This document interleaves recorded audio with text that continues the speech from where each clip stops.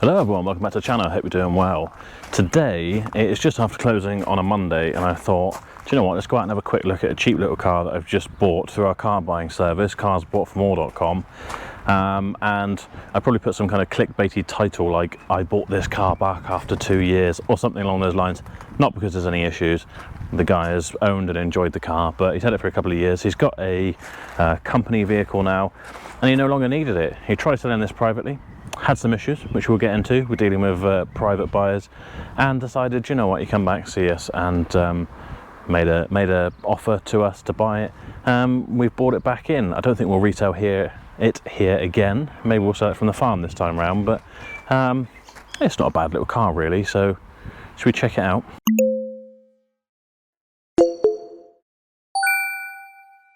So this is 2010 Vauxhall Corsa.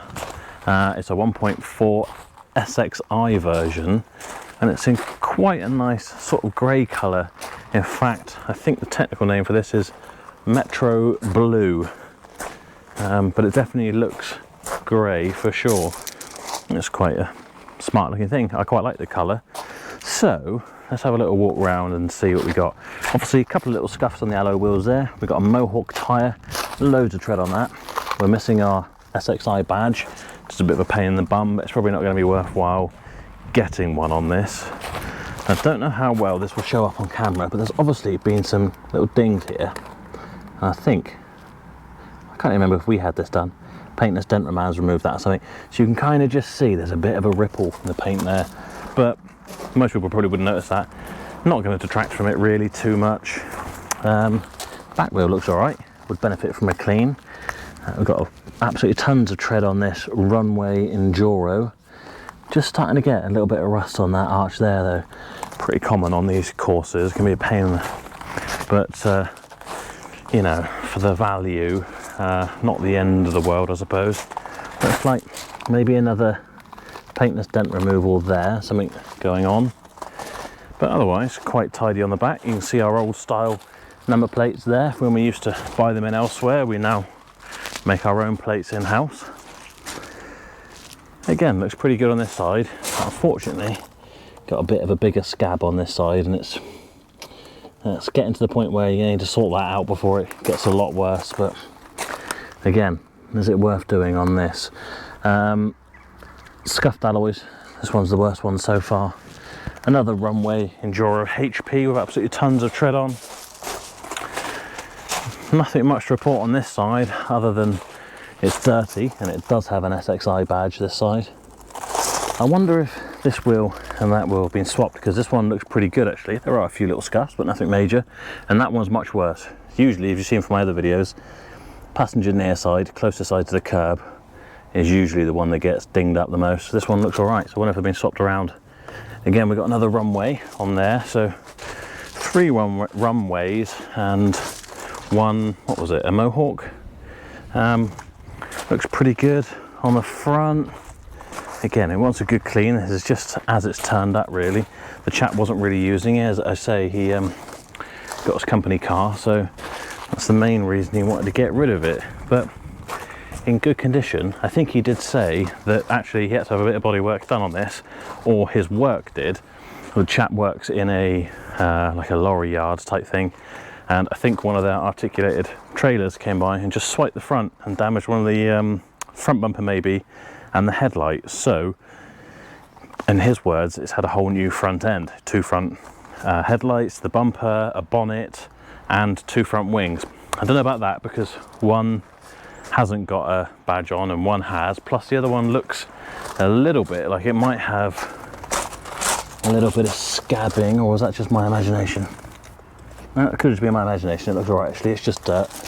But at least you can tell the bonnet's probably been done, because there are no stone chips here whatsoever. Yes, it's dirty, but underneath that I think it looks quite clean. Now, it's not on the register, this or anything. I don't think it was an insurance claim. I think whoever owns this lorry yard, if you're running a lorry yard, you probably got a few quid, haven't you? Especially if you wipe out a member of staff's bonnet. They probably just paid to get it fixed. I imagine they had a body shop on board, but actually it looks like they've done a really nice job. It's not standing out at all. Wherever they've blended it well. I couldn't tell you where it happened. And if the chap hadn't said I might have thought, wow, this looks really good condition, no stone chips or anything like that, but I don't think I'd have spotted it. So on this, which I haven't said yet, have I? We agreed a deal when I paid £1,200 for this. It's on 96,000 miles. It's 2010 1.4 SXI. 1.4 is not my favourite engine, but nothing really against it as far as it goes to finding a customer for one. So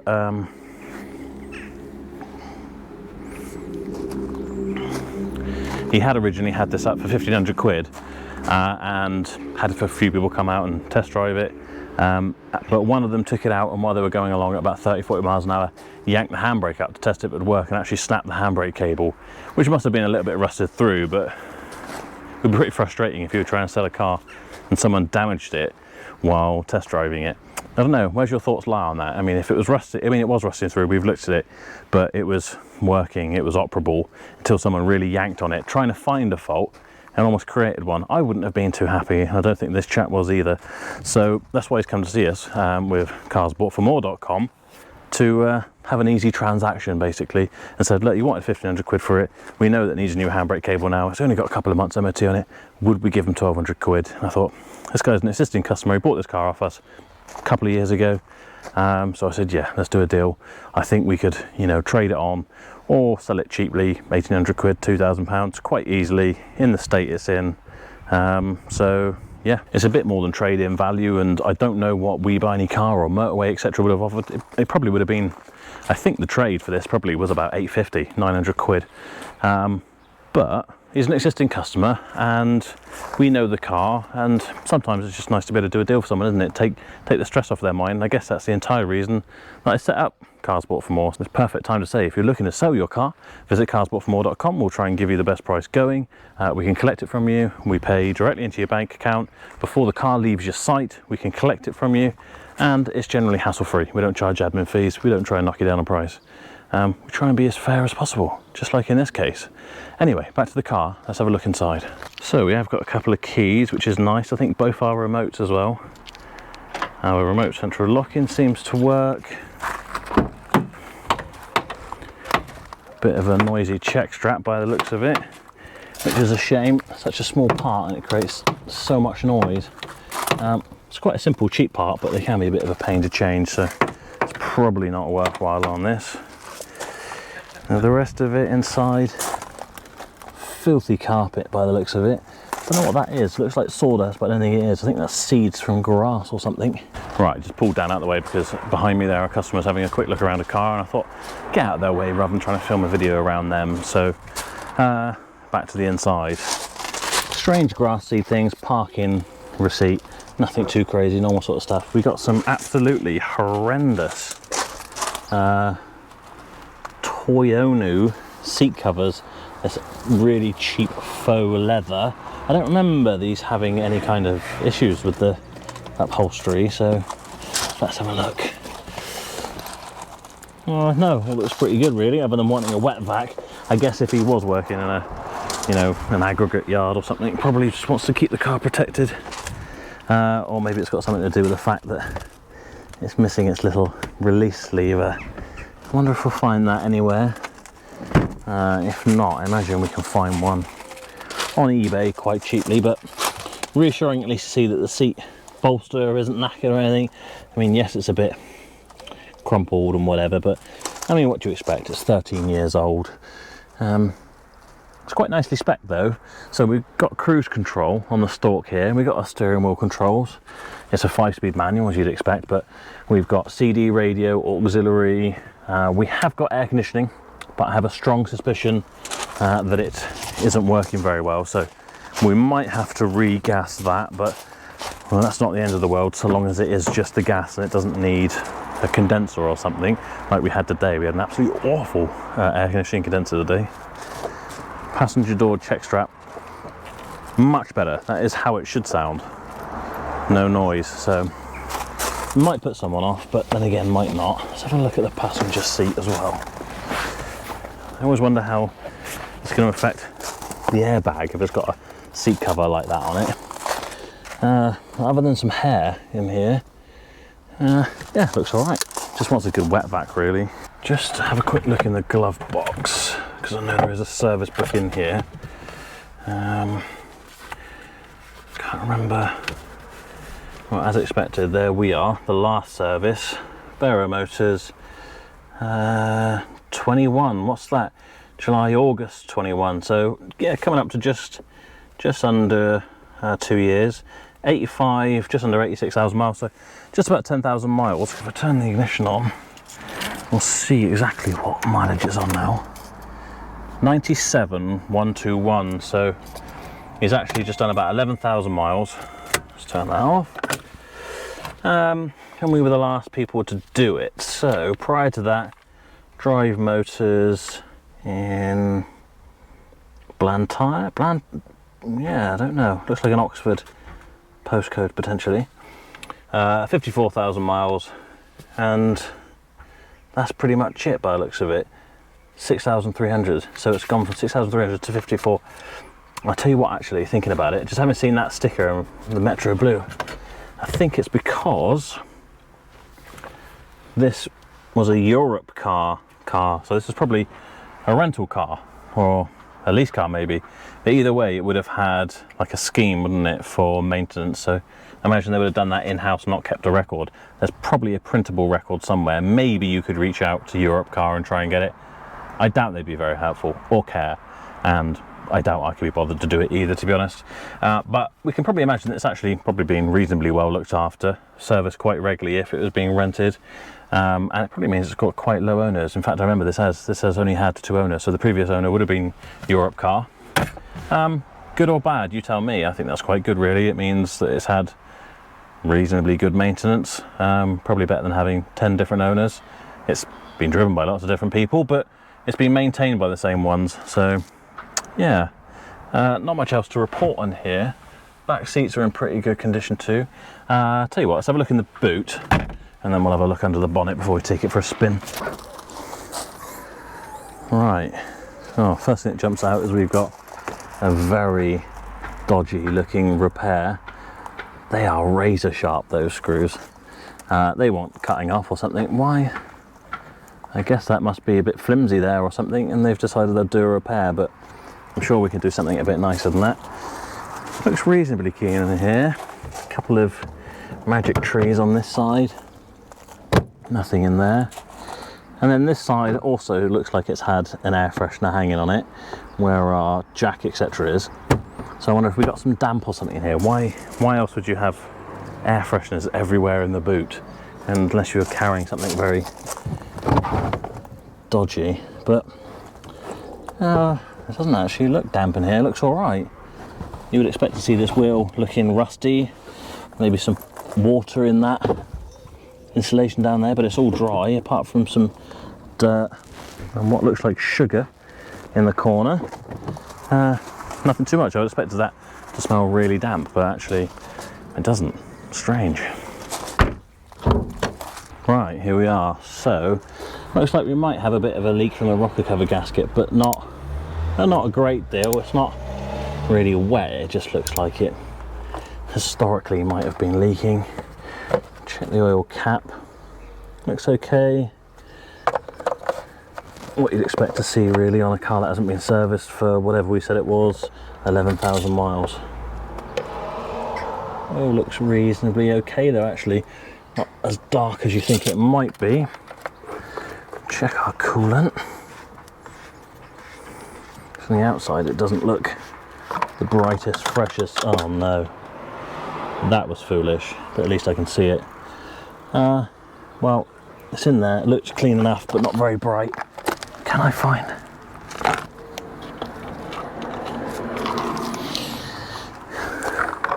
Butterfingers. Other than what looks like it might be a bit of a minor oil leak, nothing too major. It could benefit from a quick clean, but yeah, nothing that concerns me too much. I wonder if that's the original battery. GM is obviously a Vauxhall battery, but 13 years old, is it? Is it really the original battery? Maybe it just got changed for a genuine one under warranty, but then again, if it was maintained by Europe Car, I doubt they were fitting branded parts on. Oh, how I wish the air conditioning was working. You can probably tell by the sweat pouring out of my head. It's pretty warm. Does this tell us? I can't see on here if it tells us the outside temperature. But trust me, it's 25 plus.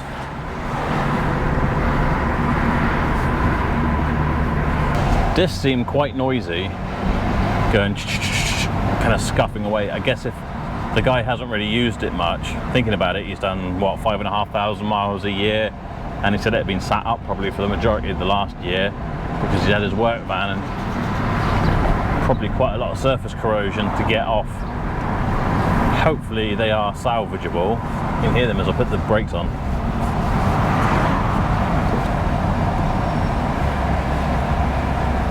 If not, set of discs on the front for this isn't going to be too bad, being a little 1.4 Corsa. Right, let's test the theory on this being gutless. Foot flat to the floor. That's 40 miles an hour. I mean, you can pick up enough speed to get into trouble, just about, but it's certainly not particularly impressive. Listen to those discs. I've got to say the pedal actually feels quite hard as well, so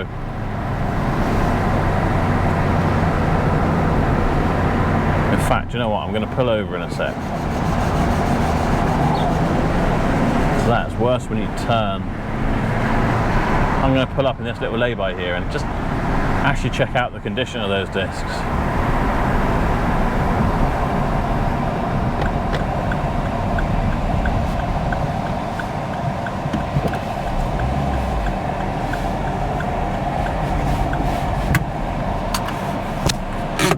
Oh, there I am putting the handbrake on, but that's not going to work, is it? I'm going to have to turn it off and leave it in gear so we don't roll away, because obviously our handbrake is broken. So, yeah, they do look a bit rough. There's a bit of scoring. Seems like the passenger side's the worst one. I think they'll be quite hot now. Yeah, there's not much of a lip on them. I think they just need some good use, some heavy braking. So if we go speeding through the lanes now, like Colin McRae, we can probably rectify this problem.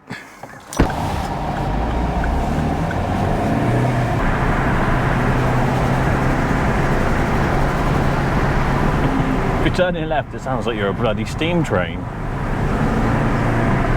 What I can't see there, of course, at the side of the road is what the backs of the discs look like. They may be even more corroded, and that's why the brake pedal feels a bit hard. So I think for what they're going to cost, which I don't think on this it'd be hugely expensive. Sometimes cars that seem like they should have cheap parts aren't that cheap, but let's say little service kit for a couple of filters and discs on this, another 100 quid, putting us at 1,300 quid, plus the part for the handbrake, that's 17 quid, so 120 quid will sort out those brakes rather than sounding like Thomas the Tank Engine. And it'll have a fresh service. Make the world of difference, I think. Listen to it, it's ridiculous.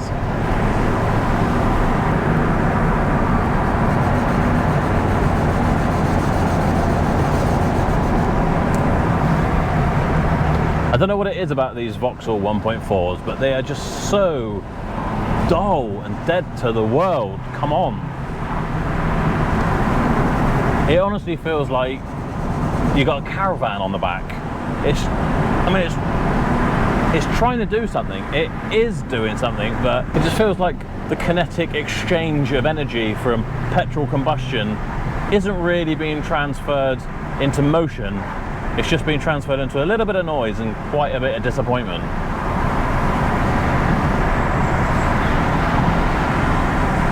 Whereas I feel like the 1.2 engines, they're actually really quite peppy and they feel fun and nippy. Other than that though, steering feels good, suspension feels good, we know the tyres are good, so just generally all round we've got some braking issues, haven't we, with the fact that our handbrake is doing absolutely nothing, obviously. and our front brakes clearly aren't the best. It's down now, it's down. I should know the prices a bit better on these cars because this was really my bread and butter maybe 4 or 5 years ago where I started doing this. I think one of these in a 1.2 as an SXI or an SRI was the first car that I bought from a dealer to sell and make a profit on, and I bought it from a dealer in Wellington in Somerset for £800 I think, and when I got there it had a rattly timing chain, which I didn't know what it was. At that point I was that sort of naive to all these sorts of things that I just thought, oh, it's got a bit of a rattle, so oh well, we'll figure that out, maybe it's tappets or maybe something's a bit loose or something, and we'll sort it out. And obviously it turned out it was a timing chain, so that needed doing, because the timing chain stretch is a really common thing on these. And I remember the guy that I did a bit of trading with at the time saying, oh, you don't want to buy Corsas, they never sell and they're nothing but problems, to then going on to being almost a Corsa specialist. I had absolutely loads of these, I think up to about 8 or 10 at a time, and all varying different colours, models and engine sizes, parked up in a field that I used to rent from someone for, God, what, I think I used to pay like £100 a month for 10 parking spaces in someone's field, which was actually incredible value and really helped grow the business to start off with. And it was really handy that you could swap parts over. Things like glove boxes always break on Corsas, so if you had someone interested in one, you could quite easily swap over a part if it needed it, a wing mirror cap or anything. And if someone turned up and they were interested in one of your Corsas and for whatever reason it wasn't quite right for them, they've decided that actually they thought the 1.4 would be a bit quicker, and you might have been able to say, do you know what, I've got 1.2 in stock and I bet it would surprise you, why don't you try that? For a while there, back in the early days, Corsas were my thing, and it really helped having lots of them in stock because you could easily cross-sell people from one to another. And sometimes, you know, people in a family, they got a couple of kids, one of them bought a Corsa from you and you were fair to them, gave them a good price, and they might come back for the other child to have their car or whatever. So it kind of worked well in that way for a while. For about 9 months I kind of rode a trend of selling Corsas until it just gets to a point where you feel like you can't shift them for love or money, or everyone else has jumped on that same craze, because sometimes the prices of cars seem to just drop down in trade to a point where you think, why are they going so cheap, and you can buy them and still sell them at a profit, until those prices kind of almost cross over. They're hard to buy in the trade because everyone thinks they're good news, but everyone in the public seems to maybe have moved off of them. They're not quite as trendy or cool anymore. But if you had one of these in black in an SXI or an SRI 4 years ago, you could pick them up for under £1,000 and sell them for 2.5 quite easily, which I guess is probably a similar story now, but you know, prices have obviously gone crazy. This was 4 or 5 years ago, and that was a really great way to start my business model, really, because it was a real cheap outlay and you had cars that I still felt were quite sort of modern and decent. Things to look out for on Corsas, from my experience, are obviously timing chain. Try and listen to it when it's cold and hasn't been run overnight, and if it makes a rattle as you start it up, your timing chain is probably stretched. That noise will go away as the car warms up, so that's why you want to listen to it when it's cold. The other thing to look out for is head gaskets. Always check your coolant and oil, make sure they don't look cross-contaminated. They can be quite common issues. Obviously rust around the arches, like this one has got, and steering rack and kind of front suspension issues are the other things I seem to have come across. So they're my top tips to look out for. This one, I'm probably not going to go into a great breakdown because the missus on my case to get home and whatever. I won't do a follow-up video because I just don't think it's worth the time doing that. But what I will do is do an Instagram short video, which I will share on YouTube Shorts as well. But why not follow me on Instagram? Because there's always extra content on Instagram behind the scenes, and I quite often do polls on whether I should do a video or not. And just give you some behind the scenes of what's going on. So make sure you follow me on Instagram, shifting_metal. If you are not subscribed to the channel, please do. If you enjoyed the video, please give it a thumbs up. All that good stuff. Thank you so much for watching. I'll see you next time.